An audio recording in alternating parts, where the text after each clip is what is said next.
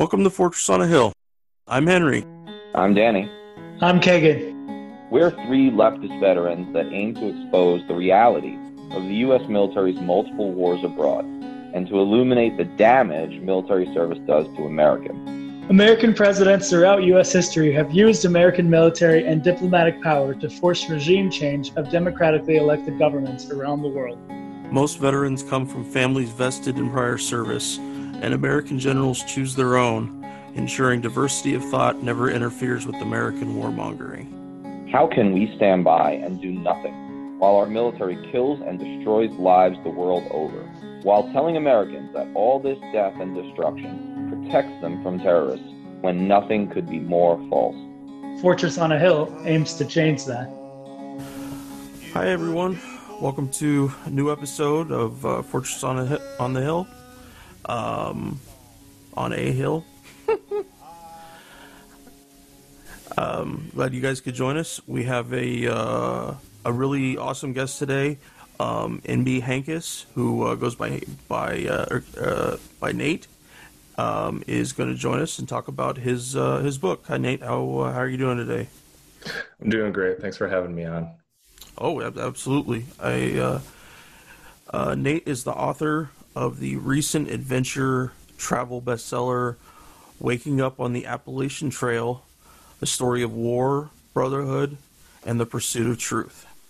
He's a veteran of the Iraq War, where he operated drones with 4th Brigade, 1st Infantry Division between February 2007 and April 2008. He is also the founder of the Veteran Artist Residencies nonprofit, which provides artistic residencies for OEF and OIF, Operation Enduring Freedom, Operation Iraqi Freedom, combat veterans seeking self-expression and healing through the arts. So Nate, thank you so much for coming to talk about your book. Yeah, it's an honor to be here. Like I said before we started recording, you guys have had some giants on recently, and I feel very humbled to be here. So that's just a testament to the work you guys have been putting in. Well, we really appreciate that. It's definitely a collective effort, but yeah, it's been a whirlwind recently, right, Danny? Oh yeah, we have had a lineup of guests for sure, but we've actually not had quite as many veterans of the recent wars, have we, of late, and which is interesting. So I'm kind of glad we're getting back to our core function, or it really, maybe it shouldn't be our core function, but it's kind of our wheelhouse, and I think we're going to get into a lot of that today because we have similar experiences in terms of the wars, the generation, the type, the American way of war post 9/11 as it's developed, but also very different jobs, right? I was glorified infantry cav guy, military police, and then but the drone thing and the view, right, the aperture of that, both literally and more metaphorically, is fascinating, and I think in some sense is more indicative or more correlated to where American warfare is going. And so I'm really glad we're doing this. And I'll kind of turn it back over to you, Henry, to get us jumped in. But I just want to say that I think we've had an older slew of guests lately, haven't we? I mean, even just on age and really cool people. But it's good to get back to talking to someone who's got not only just the writing skills and the artistic element, but some of those experiences that we've had, but in a different way that may in fact end up being more profound and indicative of the future.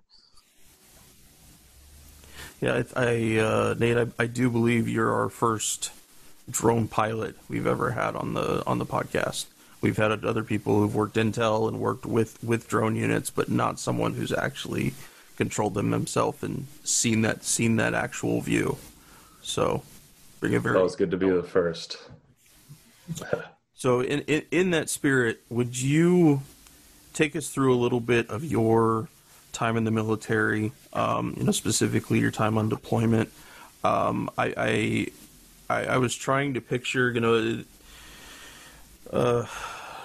camps overseas are a mass of buildings, some new, some used, and then tons of tents of different types. And tents is a very wide term here for, can just be tarps put up over something, or really big tents that house hundreds of soldiers. But having your computers, having your setup in Humvees under tents, it was kind of odd to me, but I understood that when Humvees can be a portable desk if they have to be, just by the nature of them. So take us through that a little bit, kind of little bit about your day to day, and what you came home with from that experience. Yeah, well, I operated the Shadow TUAV. It's about a 14-foot wingspan, 14 feet in length. It could operate anywhere from 3,000 to 15,000 feet. It would stay in the air for about 5 hours. And the reason that we operated out of the Humvees is because the purpose of the drone, like the contract to actually build that drone system, was that it was actually designed for, like, I would say almost like mechanized warfare, where you're advancing every day. So it's designed to be able to put up real fast in the morning, launch, fly your mission as the troops are advancing, and then tearing down at night, and then catching up with the troops and just moving that way. So it was designed that way. And in the back of this Humvee, there were 2 like swivel seats. There were probably 5 different monitors and screens, and it would be hooked up to different antennas that would be able to communicate with the aircraft.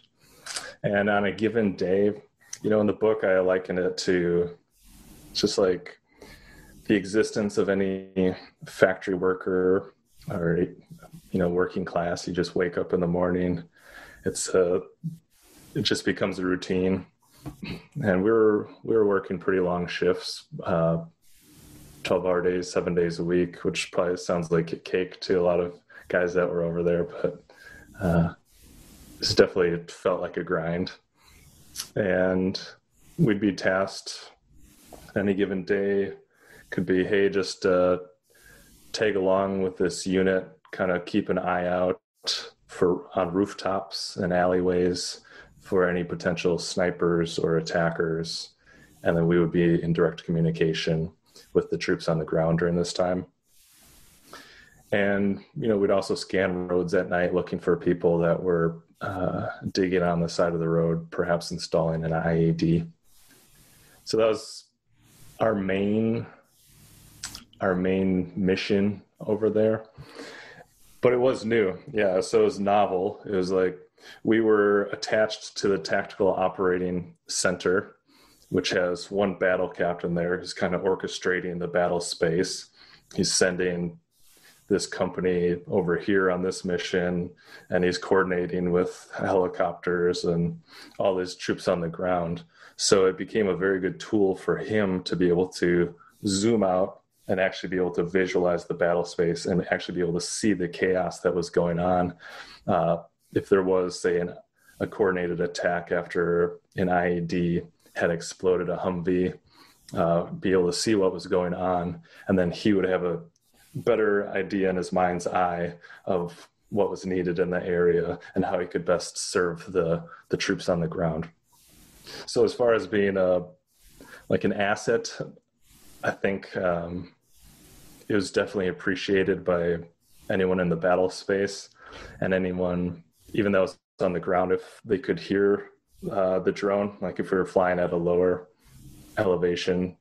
I had heard comments from multiple people I knew who said, well, when I hear you guys up there, I feel a little bit better because I know that if anything goes down, we'll at least know we'll have a better awareness of the battle space and it won't be as chaotic.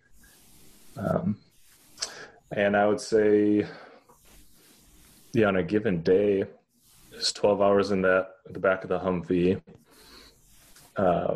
there would always be 3 people on a shift, 2 people, one manning the aircraft and one manning the camera. And then you'd have someone else who was kind of the go-between, the mission commander, if you will. And the aircraft themselves, we did not launch those. They were launched from northern Baghdad when we were actually in southern Baghdad. And then we would just pick up signal once they were in the air, and we had airspace all coordinated. And then we'd go on with our mission. So I flew entire deployment with not really seeing the aircrafts, other than just as a little icon on the map as I was operating them. We would take reports of what we had encountered or seen. We would put these into PowerPoints and send those up to the analysts or whoever looked at those that kind of wanted like the day's recap. We would take screenshots. Hey, this is what that battle space looked like during that attack. And really it's just increasing the awareness of the battle space. If we did see, let's say we saw someone implanting an IED, like physically after curfew, they're physically digging on the side of the road, and we had reason to believe like they shouldn't have been out there. And if they were doing that, then we had a reasonable suspicion that they were implanting an IED. Then we did not carry missiles, thankfully, for my conscience in hindsight, but we would coordinate with Apaches at that time if we ever needed to actually fire on the enemy that we were seeing. And even that felt wild because I was 20 years old at the time, and you feel like you are wielding all sorts of power, and it's a lethal power. And I don't know if that's something I've totally unraveled in my own psyche or how that had affected me at the time, but I think I was so indoctrinated that at the time it seemed mostly exciting.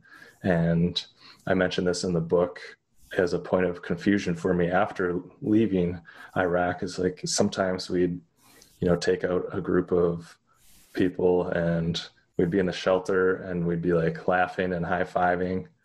And it became this really interesting dissonance, or like this meta experience of the combat space. And I think that's a psychological toll that our culture and people who work with veterans are just beginning to understand. I know that in the popular media, there have been some stories about drone operators that have PTSD, and I find that interesting. I think I certainly feel that I suffered, but it seemed more like a moral injury to me, like a confusion, because the whole exercise of operating drones was a very cognitive experience. So you're taking in sights and you have time to think about what you're seeing. You have time to analyze and ruminate on these missions that you're working on. Whereas I don't know about what your experience was in the streets, but I'd have to imagine that you guys are just in the moment when you're out there, and you're probably getting pushed so hard that you don't have a whole lot of time to think about what's going on. That's just an assumption I'm making. You can correct me if I'm wrong. Oh no, you're absolutely on point there. You try to do, make preparations or strategize ahead of the moment if you can, to tell them to slow down in certain places, avoid, change lanes when you're going under an overpass, in the event somebody would drop something on the truck. But yeah, it was very much about the moment, and some moments could go on forever, depending on what was going on. But yeah, the being pushed hard, the thing is, in mentioning about, yours was not as much of a physical experience as it was a mental and emotional one, but it was, you remember, sitting in those Humvees for hours and hours, and those things are not fucking comfortable. They're not. And depending on the weather outside, I don't know if you were in areas with sandstorms or where it got super, super hot. I think you mentioned South Baghdad, right? Yep, Southern Baghdad, Fob Falcon.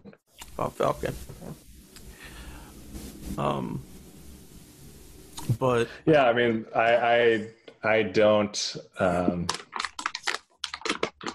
really think of myself as having been through super huge hardship physically. It was, so in the book it was more the mental and cognitive that I focused on working with. And I definitely count myself fortunate. Obviously, the base was fairly primitive when we started out, but I can only imagine. So I got there in 2007. I can only imagine what it would have been like in 2003 or 4. And my unit continually made improvements on that space, and we left it better than we found it. But it was considered I don't know what the threat levels were, but it was considered dangerous pretty much the whole time I was there. So we didn't have any of the USO people coming and shaking our hands like some of the bases did. Well, you had you wrote several different times about incoming fire that you guys took very, very close to your position, right? Yeah, I mean, we lived in tents to start, and at a certain point, I would stop running to the shelters when rockets flew over, and I just like roll over. It's like I'm close enough to the perimeter that it's either going to hit the wall or it's going to go over me.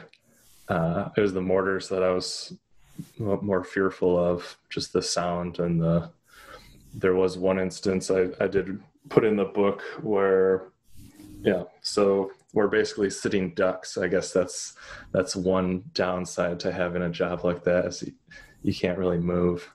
So it was early on in the country. Things were violent. It was during the Sunni Shia civil war, and this was part of the troop surge where the strategy was to bring in troops, just a lot of troops, and just quell the violence that we had essentially created by creating like instability in the region. It was early on. I hear the whistling of the mortar rounds coming in. I was green to it, but a lot of the older guys that were in the tactical operating center at the time, they knew what it was. They hit the ground way before I did. And they just kept coming. Someone would get close enough, they'd rattle your chest. Others would start walking away, and it was just a moment of panic. And there were many moments like that. After, I think we were in the tents for maybe 4 months, and then we moved into this old bombed out factory that had like rooms framed in, and then we had sandbags on top. But that building got hit by mortars like 3 times in a week, and it's pretty rough until I wasn't on this mission, but 3 of my platoon mates eventually were able to dial in on the coordinates when one of these attacks came during this streak where our building got hit 3 times, and it was just coming daily, and it was really wearing on everybody's nerves. And they tracked where it came from, and they saw the vehicle racing away. So we used the drone to follow the vehicle to its end point, and then the Apaches took out the vehicle. And then perfectly quiet for weeks after that. And I think that's when everyone realized, like, yeah, this is these guys are good. This is a good thing to have. It's good to have eyes on the battle space. So Nate, I was across the river at the same time. I was in our FOB. I didn't always live on the FOB, but because eventually I sort of just moved out into the city. But I was at Ras Maya, so southeast, rather than sort of south central-ish Baghdad, right? Falcon, you were on the other side of the river, I believe. So yeah, I was there at the same time as you. So I was there during what I always call the bad old days, right? 2006, 7, of course, are the two, they're the bloodiest years for Americans, but they're really the bloodiest years. What really matters in terms of numbers was they were the bloodiest years, as you mentioned, for the Iraqis. This is the height of the Civil War. And so it's interesting hearing you talk about it and like hearing the names of these bases. And it's funny.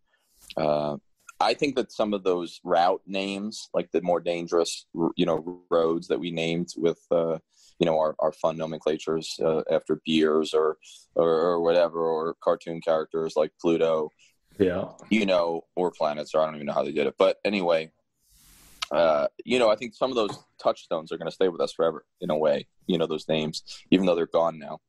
And so I had wanted to do a couple of things. So I'll circle back, but just kind of for you to hear and know where I'm going to kind of come back to the culpability and the who is responsible for the death of said insurgent or civilian if there's a mistake is interesting to me. So I know the shadow.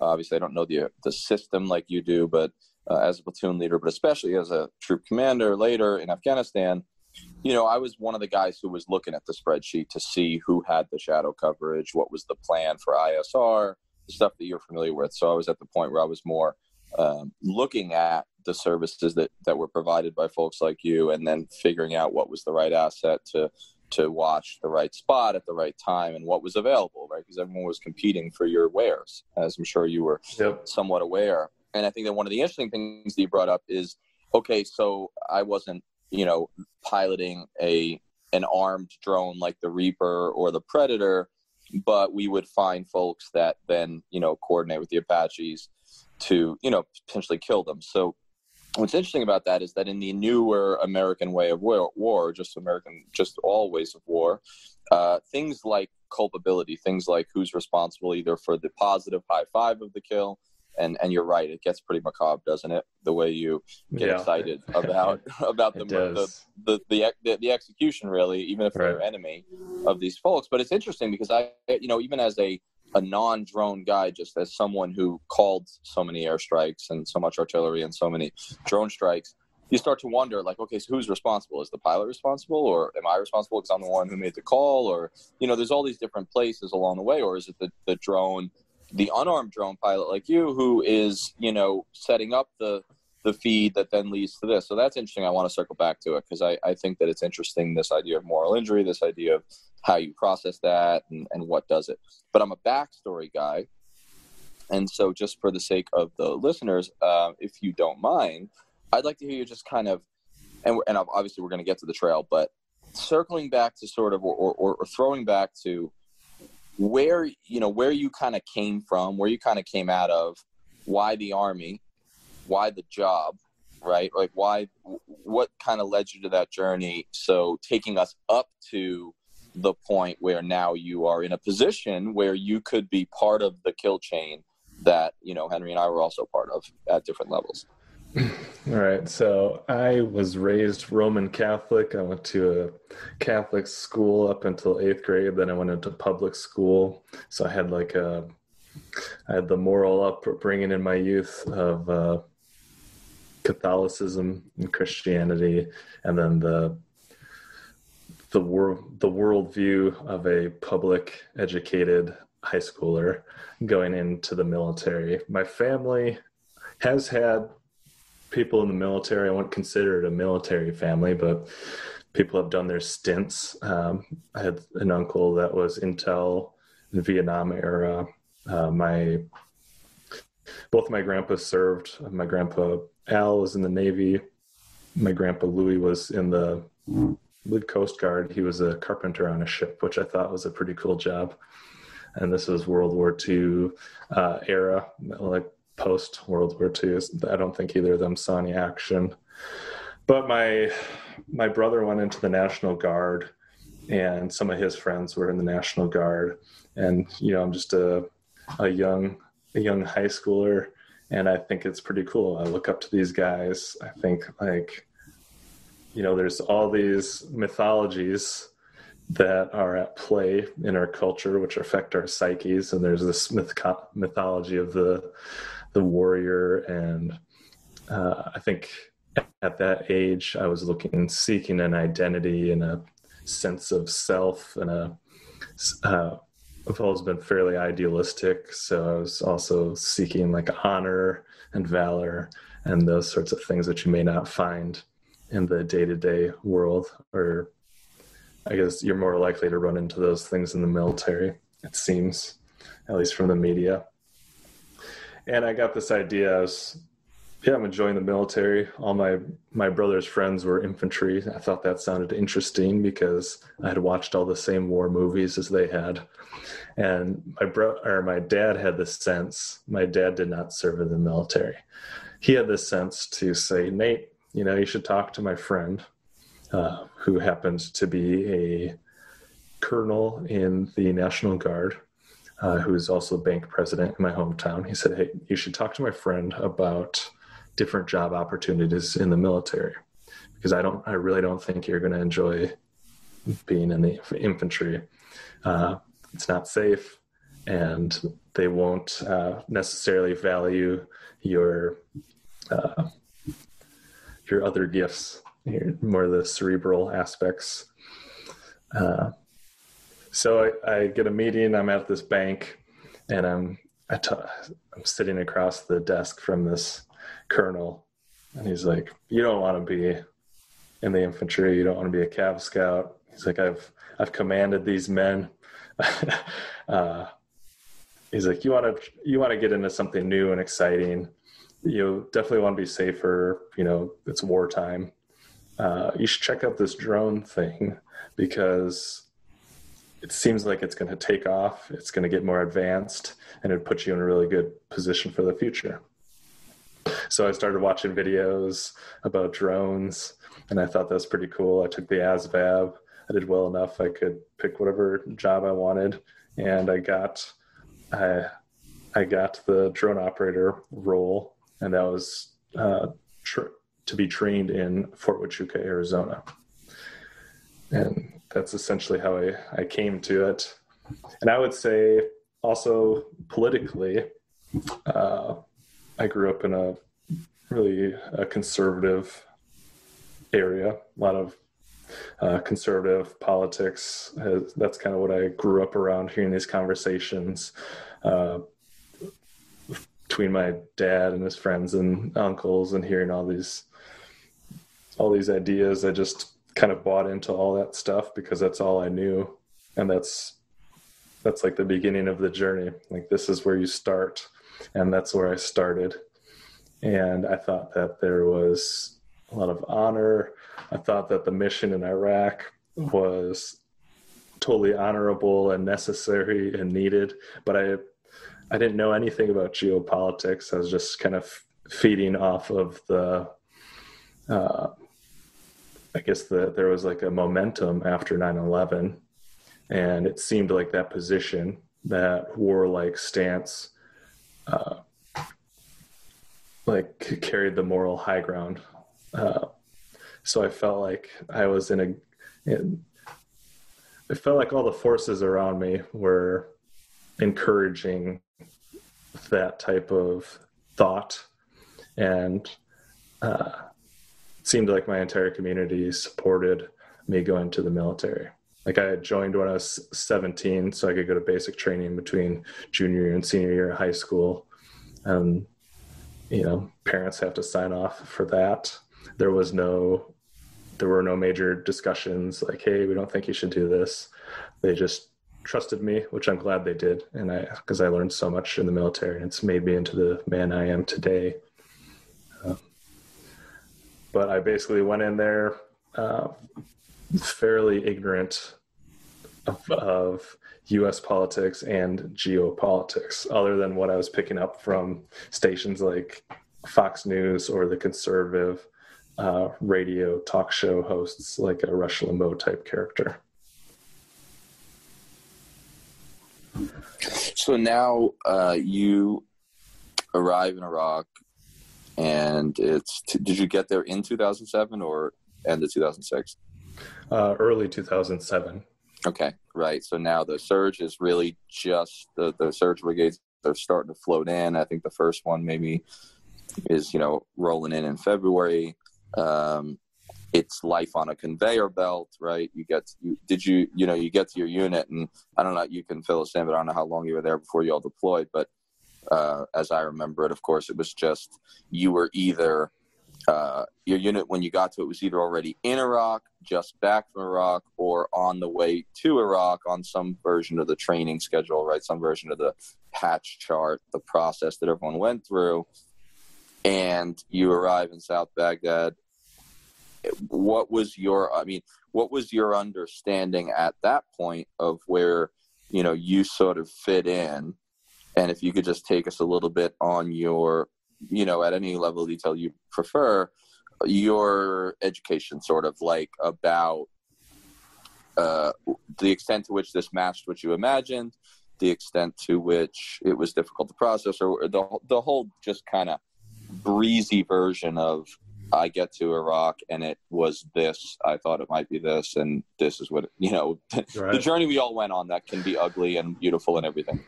Right. So we landed down, we had stayed in Kuwait for a while, a few weeks, and some people from our unit were trickling in onto the base ahead of time. And this was our turn to make it onto the base, and the helicopters land, we jump out. It's dark. It was February, so I recall there being like some moisture on the ground, like puddles, and there's a lot of outgoing artillery fire. And, we were cherry. It's my first time in country. And as with a lot of guys in my platoon, so it just right away, it became very real. It became, all right, this is actually like a combat zone. Like we could die at any moment. And we didn't know that it was outgoing fire. We were like, some of us would cover, and then the people who were there in advance would say, oh no, that's outgoing, don't worry about that. And it just immediately became real. It didn't take, I think American culture, just because the media and movies, has a romanticized version of war and what it is and what it stands for, but it's brutal and it's messy. And that started sinking into me just that first day. But then we started our mission, and I've always been one to ask, like, why are we doing this? Why, like, what's the point here? And I would never get any answers. And at a certain point, I started questioning the entire mission overseas. Like I said, you have time to think. And I just wasn't seeing any value that we were bringing. I didn't feel good about what we were doing. I didn't feel like some great liberator. I didn't feel like, yeah, we're giving these people democracy. They really want it. I'd talk to the vendors that would come on base, and they're like, things were better before you guys got here. And so that made me question our mission as well. And I honestly started seeing some of my leaders get disgruntled as well with the mission. And I think, morale just became very low. I started thinking about, more of the moral implications. Like, all right, we're a superpower. We say we're going to bring them democracy, but is that really what we're trying to do? And I didn't really have the resources at the time to spend a bunch of time on the internet researching stuff or read the right books. I don't think that type of literature had been crafted yet. Maybe in like periodicals and things, those conversations may have been happening, but none of the hard-hitting books. I think those would have come out after the fact. But it was just questioning the mission. That was enough to open my mind. Like, bringing democracy to an oppressed people sounds very noble, and what I went there and experienced did not feel noble to me. So that was enough for me to, I guess, begin looking around. It cracked open my mind. I was open to new ideas, new interpretations of what was happening there. And, we joke about it being about oil and stuff like that, but we never really knew. And probably the most clarity I got was that, and I bring this up in the book, this is well after the fact, but it really helped open my eyes, was this when General Wesley Clark came out and talked about how this mission to overthrow Iraq came right after 9/11. There was a memo going through the Pentagon. I'm sure you guys have heard this story, and you've probably discussed it here on the show. But he was saying that shortly after 9/11, 1 or 2 weeks afterwards, he was in the Pentagon and someone told him, "Hey, we're going to invade Iraq." He's like, "Well, why? Are they somehow connected?" And the guy said no. And this report also says we're going to invade all these other countries which are like Libya and Syria. And I saw that video after many years of processing and trying to come to my own peace. And that just really helped me understand, like, okay, I don't feel guilty anymore for questioning the mission overseas because it's pretty apparent that I was lied to. So I think it's okay for veterans to question their mission. It's not like when you do that, you're not being unpatriotic. It just shows that you actually care. I don't know if you guys went through a period of shame or guilt when your ideologies, your thoughts began to shift. Does that resonate for either of you? I mean, absolutely. I mean, I'll jump in and then back out, but there is that feeling of I'm the only one that is questioning this, or I'm one of the few, and therefore, what does that say about me? And can I actually speak about this publicly? And what is your family going to think that's so proud that you went over there? Absolutely. And that segment of my life was far too long and really didn't fully dissipate until probably a few years ago. I don't know what do you think, Henry?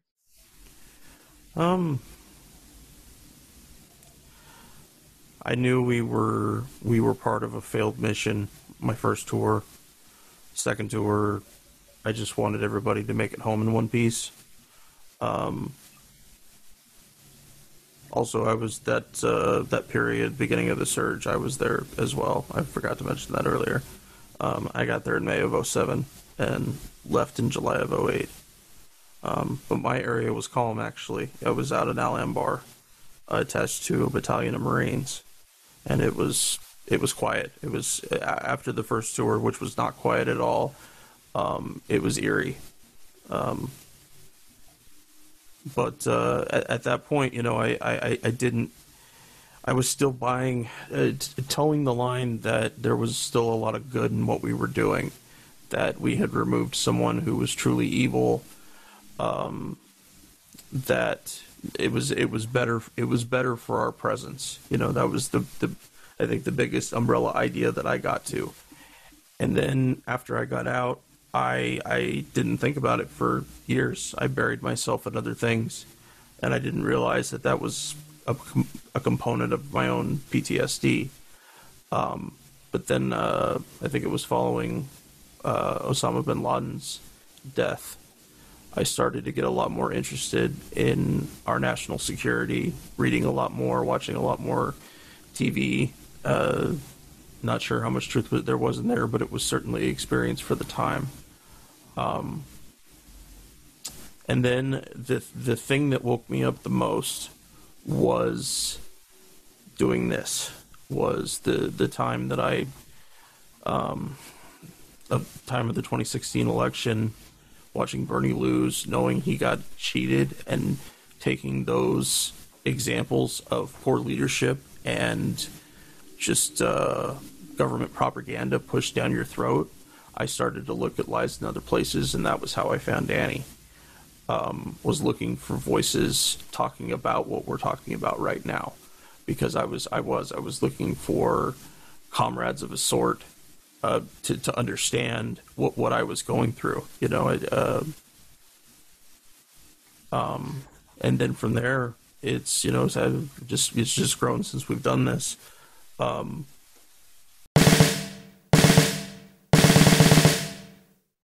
The guys and I love doing the podcast. Being able to share our experiences in the military with allies and supporters means the world to us. But we can't do all the work. We need you to share an episode of ours with someone, anyone whom you might think could be affected by it. A young person looking to join the military, or possibly parents advocating for a kid joining the military, conscientious citizens who care about the violence the U.S. wages in their name, advocates for women and people of color who understand the harsh environment the military creates for minorities and inflicts on those same minorities across the globe, and anyone else you think might be affected by it. Please take a moment, share this with them. Now, our podcast is supported in a few different ways. First, there's Patreon, where we're blessed to have an array of wonderful supporters helping the guys and I pay for some of the podcast's expenses.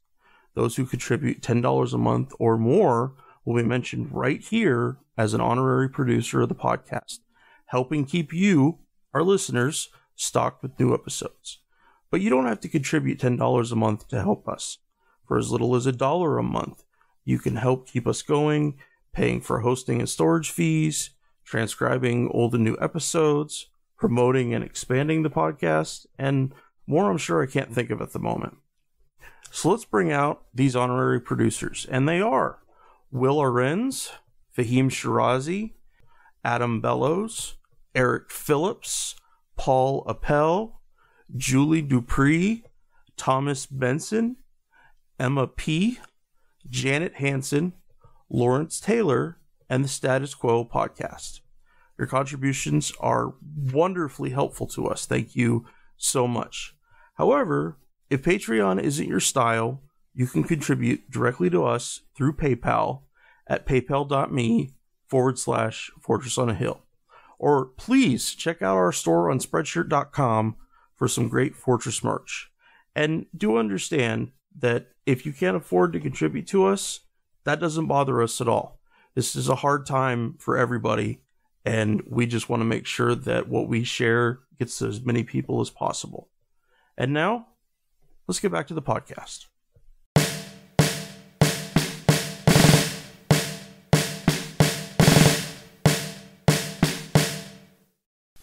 Well, not to stop you, but that right there is one of the reasons I really felt called to share my story,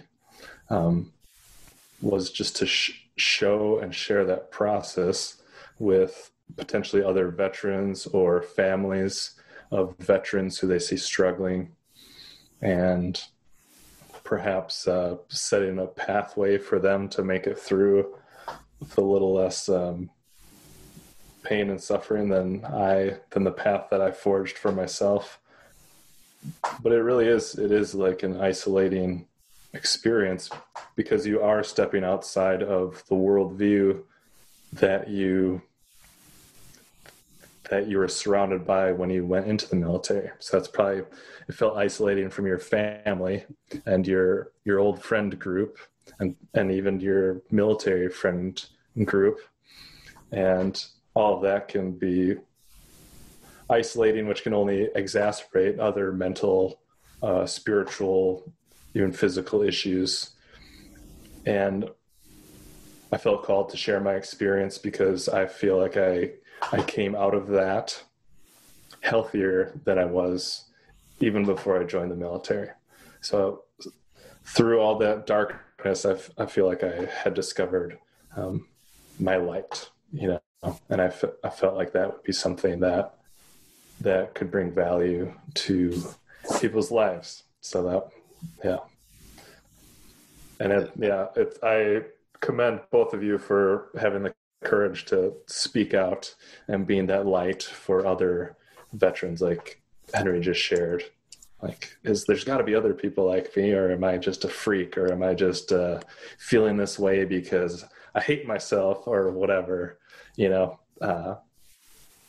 a lot of information that's hidden, or it's not made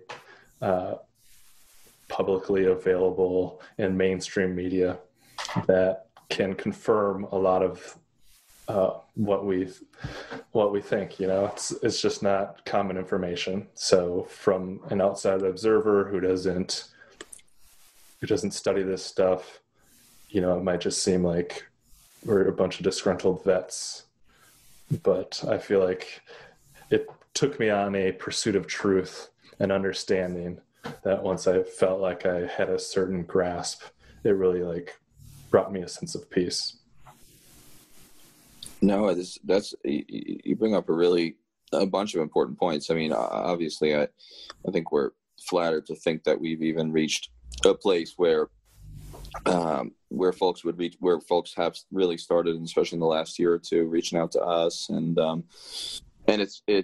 I think it's Henry. You can tell me. I think you probably feel something similar. It can be vindicating is a bad word. Actually, I don't like that word, but it's more like a sense, like you said, that you're not alone, and that there's this community that's already out there. We just didn't know each other. And in this digital world, and a highly mobile tech world where we live all over, it's hard to find each other. And you may not run into them in your individual small unit, but then you realize there are other folks out there. Of course, what Henry's describing and us finding each other is probably the most morbid meet cute in any romantic comedy, and I just think that needs to be noted. But it's been one of the great love stories. So, but I think it's interesting though, because over the years it picked up steam, and now it's really kind of started to take off here at the pod, and then also just in our individual sort of careers. And there's something afoot, as I've been writing about a lot recently, of especially since COVID, and even more so since George Floyd and the troops in the streets, folks are finding each other. This anti-war dissenter, or at least skeptical about the warfare state thing that's happening, it's growing. And so folks like you who, we're all doing it in our own way. We're all contributing in our own way. And people will email me all the time and say like, oh, I feel terrible that I'm not out in the streets after I read your article about being in Tulsa or something. And I say, well, listen, to go full Marxist, to each according to his ability, right? And everyone does it in a different way. So if you're an artist, you do it this way. If you're a poet, if you're whatever. And so clearly, you've contributed to the broader, quote unquote movement in your way. And Henry, I'll say this and then I'll turn it back over to you. But one kind of question taking us to the trail, if that's okay, is that you mentioned this idea of a journey for truth and a quest for it, sort of. And anybody who's known me in the last year, especially, will tell you that it hit me and it resonated, because I'm always constantly referring to my sort of authenticity quest, in everything, right, in lifestyle and all that. But it really does all center back to the professional world, right, in the military and in the descent. And when I think about the trail, and that, when I think about your long hike, and I think about your writing about it, those strike me as some version of what you described as, a journey for truth or a journey for authenticity. And I was wondering if you could sort of, I know we're skipping some steps, but maybe just jump to the why, jump to the, I go from Iraq to out processing the military or whatever the rest of the time is, and you can fill in. And then I find myself walking, in the woods. That to me is an interesting decision, an interesting place to go after the military, or at some point after the military. Well, it all boils down to escapism.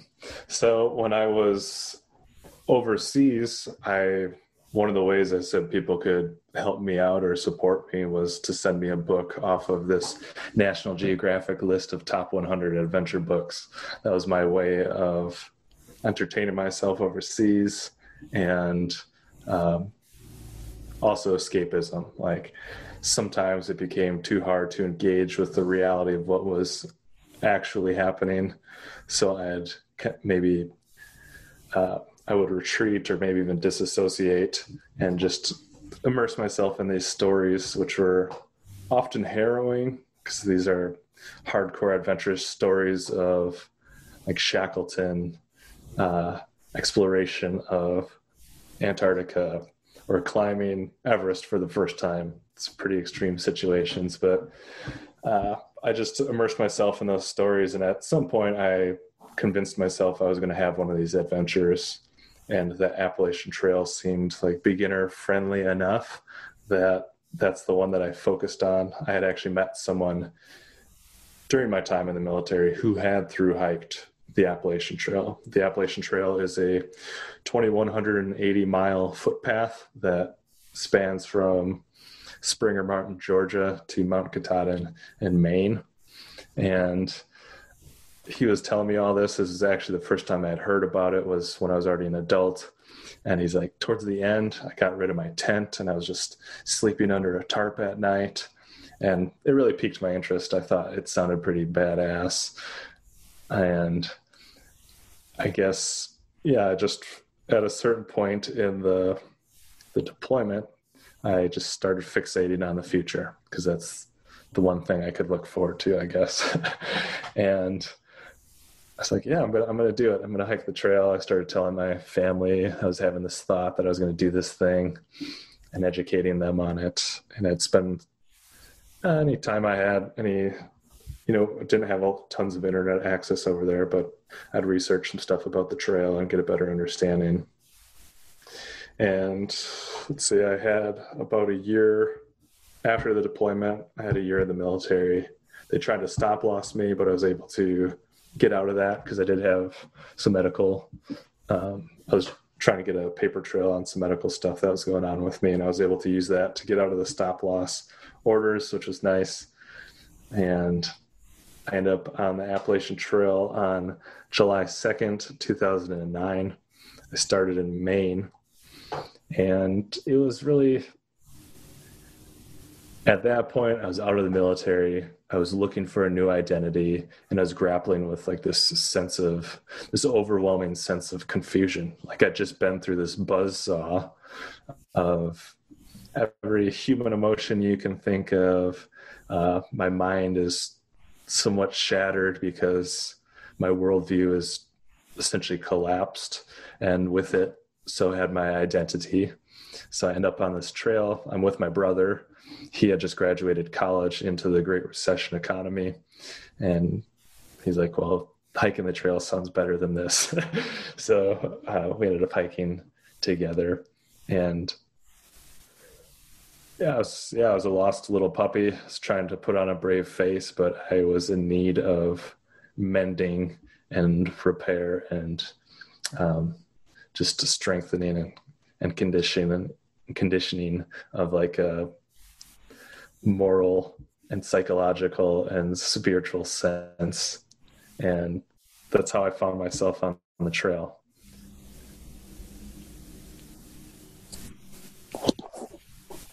So, Henry, I'll let you sort of jump in with some of your questions here. So you mentioned you made a little quote from your book I'd like to read real quick. Yeah. I ignored the pain and treated my body with the same expectation of unfailing compliance as I'd been treated in the military. My knees and feet became nothing more than cogs assigned a task. So I extended them the same compassion given soldiers in combat, as factory workers in dimly lit warehouses or corporate peons in faceless cubicles. I expected them to perform without complaint in response to unrealistic expectations. And now that my toes showed signs of wear, and like any manager under pressure to meet sales goals and budget limitations, I only got annoyed at the inconvenience of their pathetic balking. A detached avoidance seemed the best managerial decision. If my pinkies wanted to remain attached to the circulatory teat, they had better toe the line. Pun intended. I love that pun there. It was like, oh, I love it. But there's a real truth inherent there, in discussing, the parts of your body that end up becoming almost serialized appendages for the military.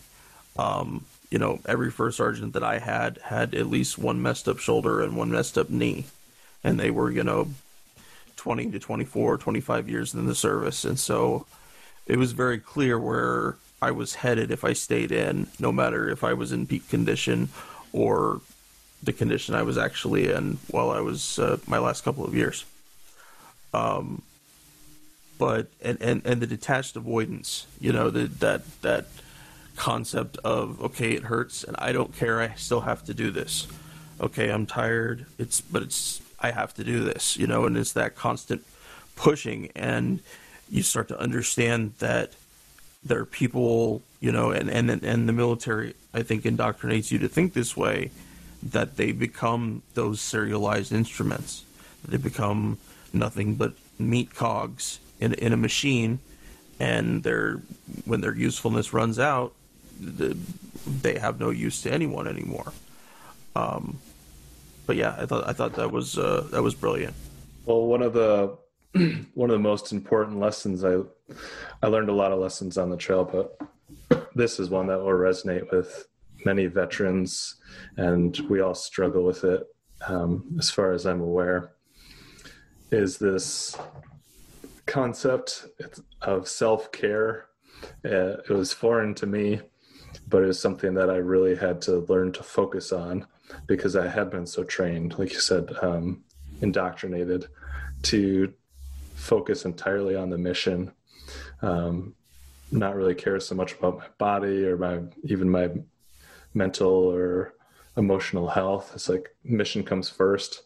And there is still a lot of that in our society, just in like corporate culture and all of that. But I think that's something that if I meet a veteran who's struggling, that's one of the little points of wisdom I'll try to share with them early on, because that's a blind spot for a lot of vets. And that's why I think a lot of vets will turn to drugs and alcohol just to kind of numb how hard their life is, because they're pushing and they haven't learned that there's things they can do to step back and unwind and release whatever needs to come out.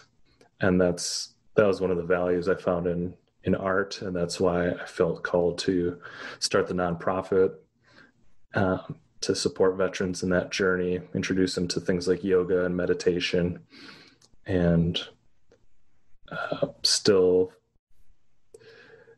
people are still fighting that fight.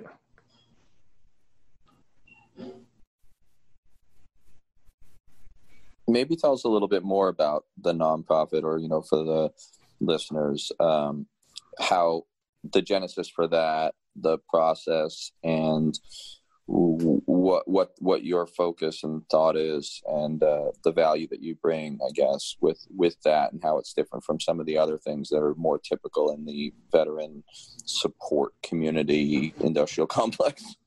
Yeah, it's become an industry like any other. So I purchased a home a few years ago, and it had this dilapidated mother-in-law unit on it, and I think they're calling them accessory dwelling units now.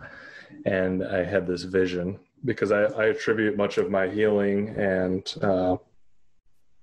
just getting my mind right to the process of writing a book. It really allowed me to dig deep and explore unexplored parts of my psyche, and just kind of really get to the root of the issues that had been plaguing my life for some time. And I thought, I still have that part in me that wants to be of service and serve others. And I really understand the veteran experience. So I thought that's somewhere where I could be very helpful. And I know that writing was a great healing modality, especially when paired with these other techniques like meditation or yoga that help release stored and pent up energies.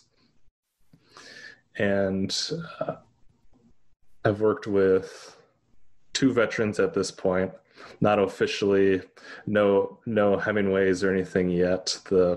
I've worked with veterans. I've supported a homeless vet for a time, and another veteran who I think was probably on a manic type episode. I was able to house him for a while. But honestly, I'm still building this space out, and those veterans, I was able to support them as they were helping me with that space. I guess that was like my excuse to bring in a couple injured vets, and it's getting close. The goal is to have offer a 6-month stipend so vets don't have to worry about finances, and they'll essentially just get paid every couple weeks or whatever, and they can just focus on their art for that amount of time.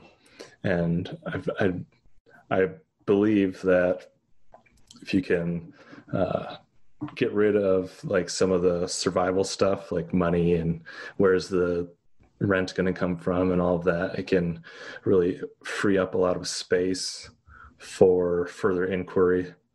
And a lot of that artwork I feel like can really be healing for people. And that's the whole process. I will certainly look for people that have like literary potential to stay here.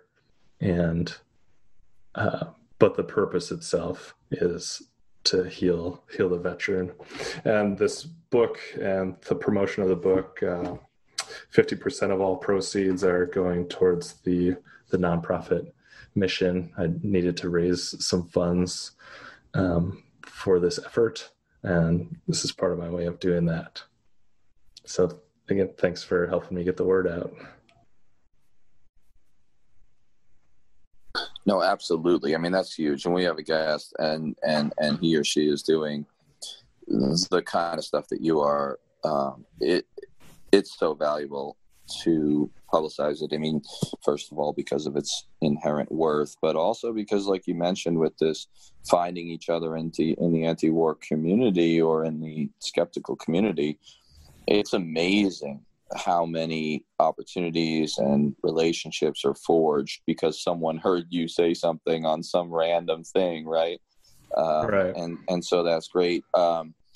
And if you can, I don't know if you've already mentioned or if Henry did, but if you could like replug your, the name or the title and any ability, the best ways to outreach or find you, I think that would be helpful for folks too. Yeah, so the book is Waking Up on the Appalachian Trail, A Story of War, Brotherhood, and the Pursuit of Truth. I go by N.B. Hankes. That's my pen name, I suppose. And I have a website, nbhankes.com. I'm sure you guys will get that in the show notes. And it can be found on amazon.com. It can be found pretty much anywhere you find books. And if you could purchase it from my website, and I'll sign it for you before I mail it out. That's a good idea. I need to do something like that.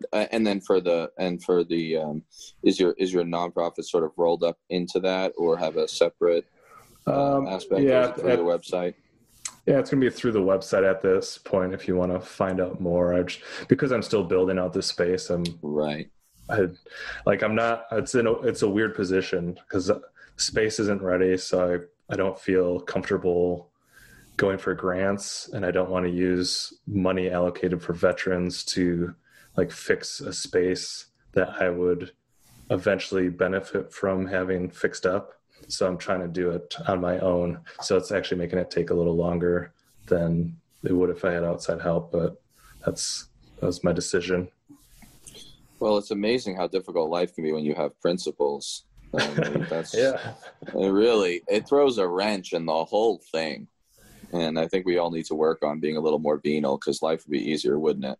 Well, can we talk for a moment? I don't know if you guys have No. time. I wasn't Okay. wrapping this up All right. necessarily. I was really just looking for the anything on the nonprofit or I know it's in progress, but yeah, I just wanted to kind of plug again, sort of that since we mentioned it in that moment, because you never know who's listening. Right. Yeah. They can contact me through my personal website, or my handle on most things is @NBHankus. And they can reach out to me through Twitter or Instagram, whatever. I'm open to all conversations. But speaking of principles, so one of the messages I was trying to get out with this book is something that Ben Cohen of Ben and Jerry's, the conversation you had, something he brought up. And this is,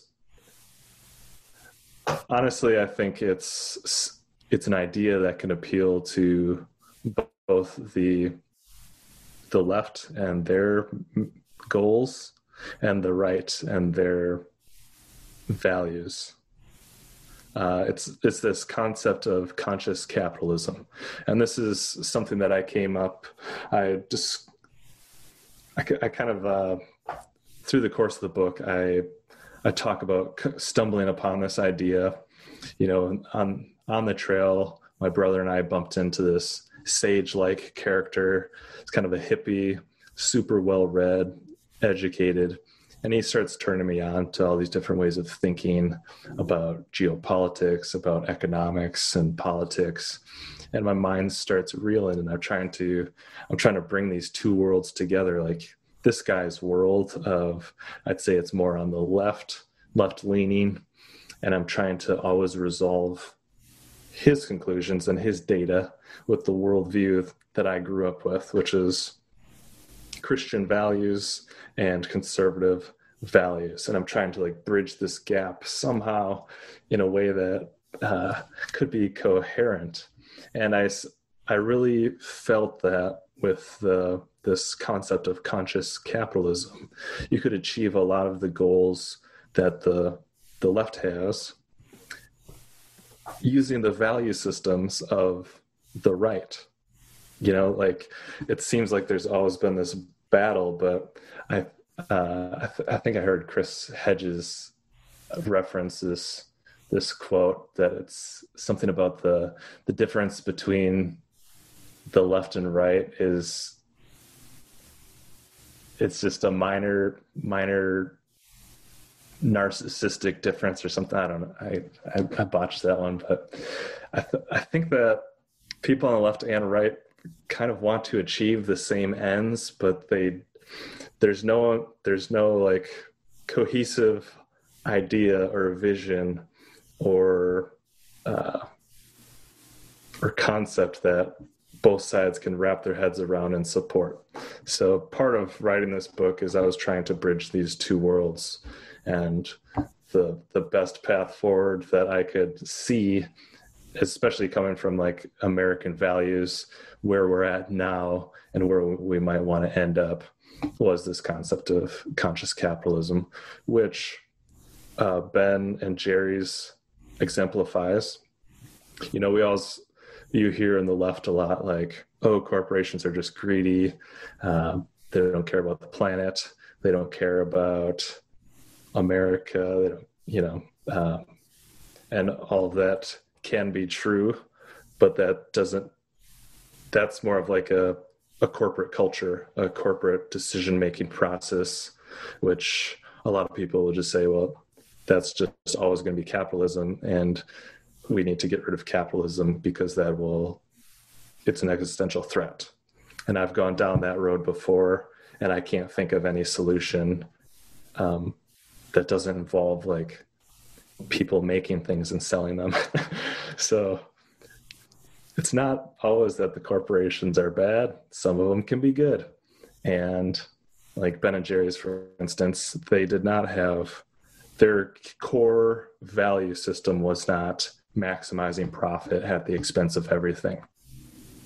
Their core value was, all right, we need to make a profit. We want to be able to support our workers and continue our mission. You have to be wise with your finances to carry on, but also to improve the life of like our workers by maybe doing an above average wage or even a profit sharing type situation. And then also making the environment better. And it's going to be the corporations that have the resources to do that sort of stuff. But they also need to make money. So that's where this consciousness that I see different thinkers and people in the public are beginning to nurture and come out and try to impart on others is this, all right, there are companies that are doing good things that advance human rights, human values, and improve the communities that they live in. And these are companies that we need to be aware of and support in their mission.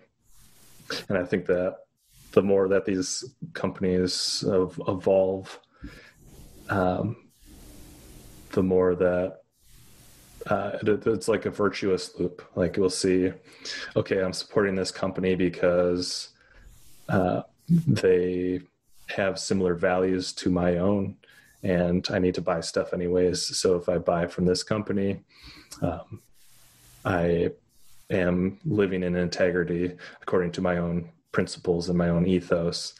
And when you do that, that actually is fulfilling a lot of the goals of the right. Like, what's the right want? They want like a strong economy. I don't agree often with the ways they do that. Like, they might get rid of environmental regulations because they want the economy to be strong. I don't agree with that personally. I would say, well, why don't we just support companies that are going above and beyond so that they can continue to be like ethical and conscious as they're creating the things that we use to live on a day-to-day basis. And one of the things I want to use my voice for is to share that this isn't super abstract. I'm kind of explaining it in an abstract way, but it's very grounded. And a good example of this is the B Corporation movement. I had mentioned it before the show, and I believe Ben and Jerry's and Patagonia helped fund this initial B Corp movement so that they could get a legal framework in place. But it's basically companies that say, hey, we don't want to just be these profit maximizing machines. We actually, like, we're humans. We want to also bring our values into the workplace. So they can go through this. A third party rates them on their environmental responsibility, their business governance, their how they treat their employees compared to industry averages. And if they get a certain score, then they qualify to be a certified B Corporation. And these B Corporations, I think there's over 3,000 now, and it's a growing movement. And it makes it easy for consumers, instead of having to do research about every single product you want to buy, which can make you go mad. You can say, well, I know these B Corp people, these are in alignment with my values. They advance my personal, the aims I would like to see politically, but they're using the system that we have now. They're taking the parts that work and they're keeping those, and then they're fixing the source code a bit, that it can function a little bit better for everyone, for the community, for the country, for the individual. So that was one of the major concepts I wanted to get out, using my voice with this book and these types of podcasts as well. Like, I'm fairly hopeful because you can see studies of different generations, like generational values, especially when it comes to purchasing things. And there's a substantial increase in the percentage of millennials who will shop their values. Like it's well over 50%. So I think this might be a type of consciousness that is emerging, and I think it's something that I'm going to use my voice and my time here on Earth pointing toward as a good example of a way forward that's not it's more inclusive. Like even with some of this rhetoric of like, yeah, we're going to have a revolution and the left's going to take over power. And I'm like, well, I don't fully understand what the left is trying to do or accomplish. I know like healthcare for everyone makes sense to me. But are you going to totally change the economy? Like some of that stuff is unknown to me. And I think that really makes people on the right fearful. So when I was trying to come up with my own personal philosophy and bridge these two worlds, that idea of conscious capitalism just made sense to me. And I think it's really something that could resonate with people on the left, obviously, that want to see this type of progress in society, and then also people on the right. And I think that should be the goal of much political discourse. And also, like, because it allows for you to bring your values into your day-to-day purchasing decisions. I think this is a message that could appeal to religious institutions as well. It's something that could be taught. It's like a type of consciousness that could be taught through religious institutions. That's super important. We could probably do an entire episode on that, and we should actually probably consider it.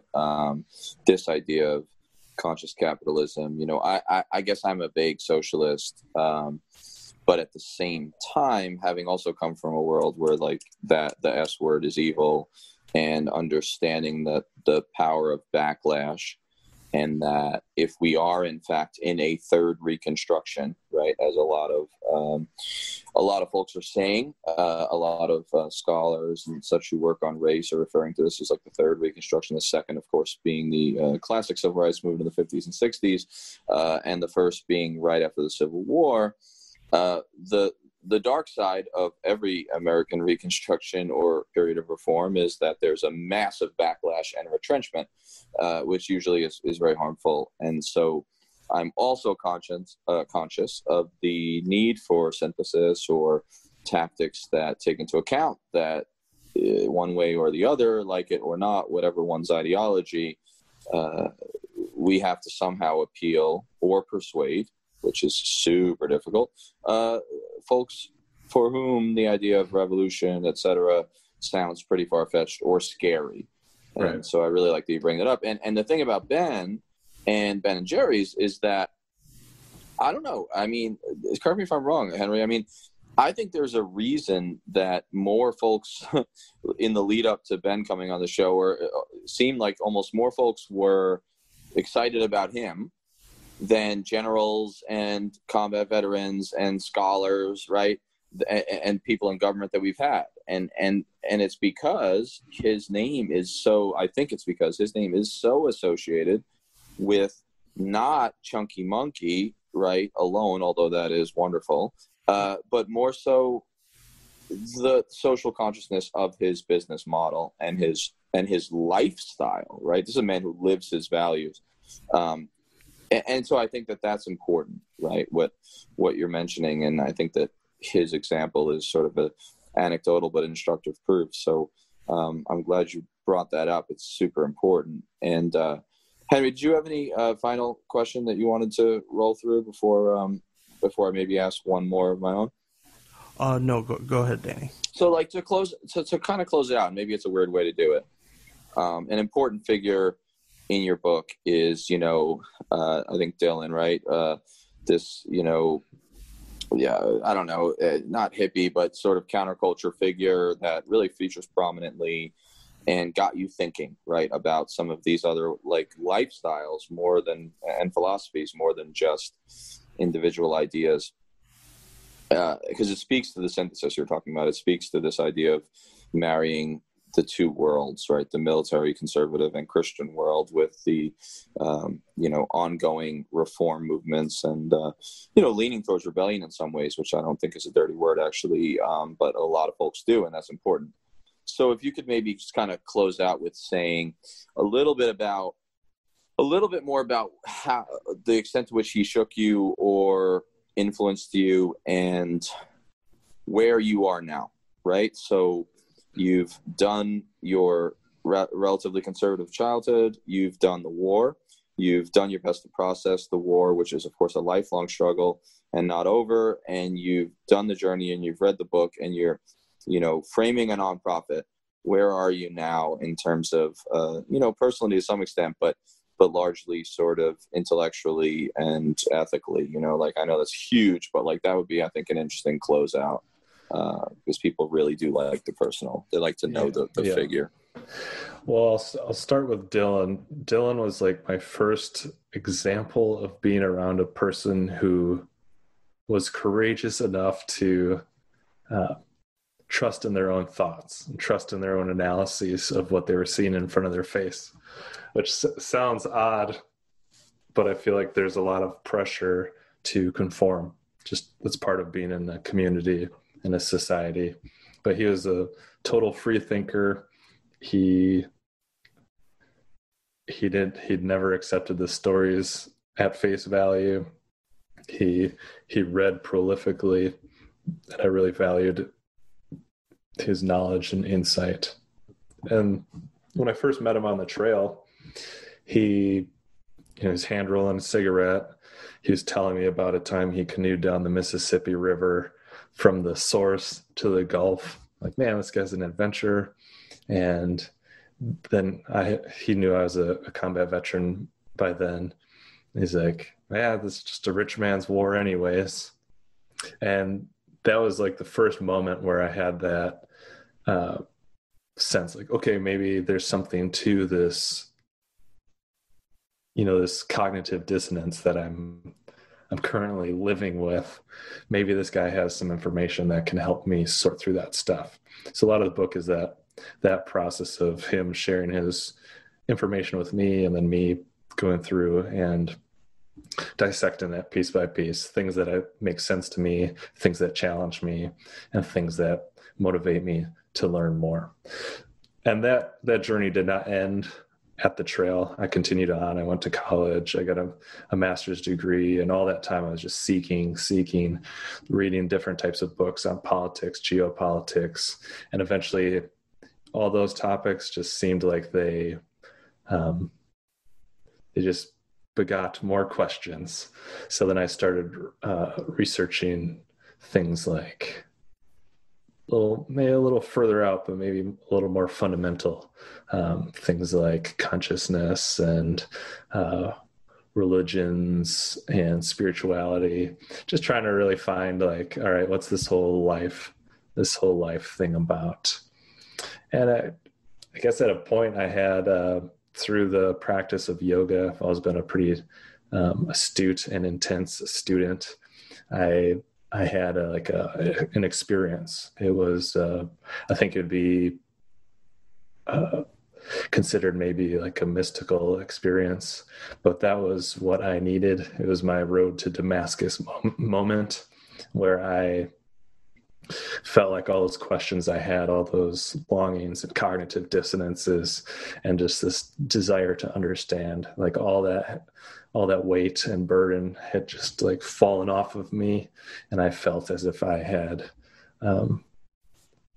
caught a glimpse of truth. And for me, that was enough to let go of these old chains and these old burdens and this anger and the shame and this guilt and all this stuff. Just let it go. That's all in the past. It doesn't pertain to me anymore.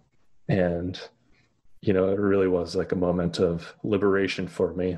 And I'm just now feeling like I have that courage that I found so intriguing about Dylan. I just feel like now I finally have that courage to speak with my own voice and my own understanding. Bob Dylan has a great line in his song "Hard Rain's Gonna Fall." It's like I'll know my song well before I start singing. Like I felt like I was just in this metamorphosis stage for years, just really trying to understand the world and my own philosophy and what I thought about things. And yeah, now I'm at the point where I'm ready to sing. So I appreciate you guys having me on and letting me speak with you and your audience. And it's an opportunity I do not take for granted. Well, we don't take having you for granted. And I'm just glad that we're connected. And we talked about how we all find each other. And the key now is, staying linked and sharing knowledge and sharing people that we run into and opportunities to make a difference, because I think all three of us, and I know Kagan for sure, because he lives his truth, are, not so secret idealists behind the veneer of sophisticated, cynicism that at least I, and I think many of us sometimes feel or put forward. So, I'll let Henry have the last word, but I just want to say thank you for everything you do. And everyone says that, and it makes my stomach hurt when people say it to me. So I figured I'd just pass that along and let you feel a little ill for a moment. But yeah, I really mean it. And it's been an absolute pleasure. And I know people are going to be interested, and that we should do this again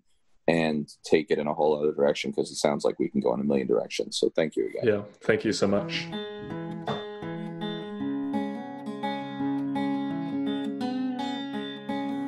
We're on Twitter at Fortress on a Hill, and also at Facebook.com at Fortress on a Hill. You can find our main blog page and our full collection of episodes at www.fortressonahill.com. iTunes, Stitcher, Google Podcasts, Patreon, Spotify. You name it, almost anywhere you listen, we're already waiting for you. And hey, we're always in the market for more Patreon supporters. Please consider becoming a patron at patreon.com. And if you're not into giving us a monthly payment, think about giving us a couple bucks on PayPal. The link is in the show notes. Skepticism is one's best armor. Never forget it. We'll see you next time. And listen to my song. I hope you'll pay attention.